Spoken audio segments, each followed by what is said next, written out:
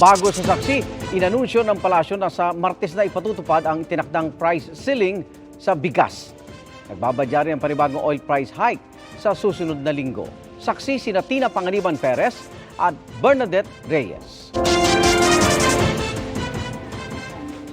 Hanggang kanina umaabot sa 55 pesos ang kada kilo ng regular milled rice. Hanggang 57 pesos naman sa well-milled rice. Walang nakitang pagbaba sa presyo nito mga nakalipas na linggo. Kaya ang Malacanang nagtakda na ng price ceiling.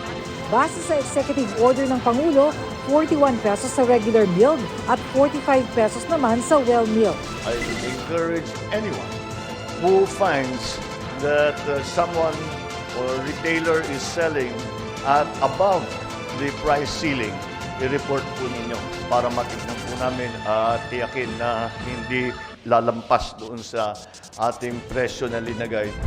Pero umaaray rito ang ilang negosyante.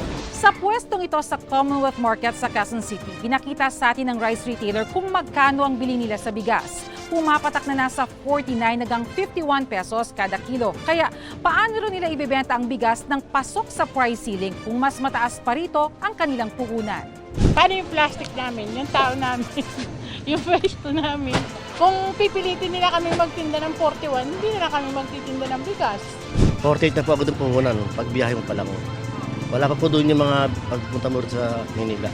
Ayon sa Federation of Feed Farmers Cooperative, hindi na konsulta ang mga magsasaka sa desisyong maglagay ng price ceiling. Baka yung iba dyan na mga nagbibenta ng bigas, either ititigil mo na nila, baka hindi nila kayang magbenta sa price control level. Para naman sa bantay bigas at kilusang magbukid ng Pilipinas, kaya pang ibaba ang presyo sa itinakdang price ceiling. Ang ibinebenta nila ngayon ay yung inani po nung nakaraan na hindi po dapat tataas ng kung regular milled rice, at least 34 to 36 pesos retail price ay may kita na sila, at kahit yung well-milled rice na 37 pesos and 40 centavos, may kita na po yung mga trader at saka miller. Dahil pang regular at well-milled lang ang saklaw ng utos, babantayan daw ng Trade and Agriculture Departments sakaling may magbenta ng mga ganyan bilang premium o kaya ihalo sa premium. May kaakibat na parusang multa at kulong ang paglabag sa Price Act. Hirap na sa pagbabudget ang maraming mamimili. Dumagdag pa ngayong araw ang mahigit 6 na pisong dagdag presyo sa kada kilo ng LPG.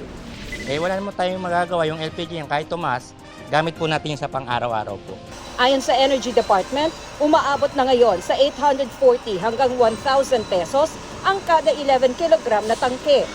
Mula Enero ay 4 na beses nang tumaas ang presyo ng LPG, 5 beses naman itong bumaba.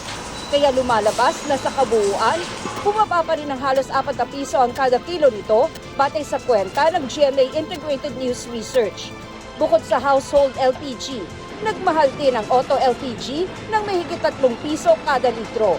Ang pagmahal ay dahil sa pagtaas din ng contract price ng LPG sa buong mundo ngayong Setyembre na karaniwan pag nagsimula ang bare months. Ngayong pong September, dito na po nag-i-stock yung Northern Hemisphere countries para po sa gamit nila sa winter time. Sa susunod na linggo naman, ayon sa Oil Industry Management Bureau ng Energy Department, asahan pa rin ang panibagong oil price hike base sa 4-day trading ngayong linggo.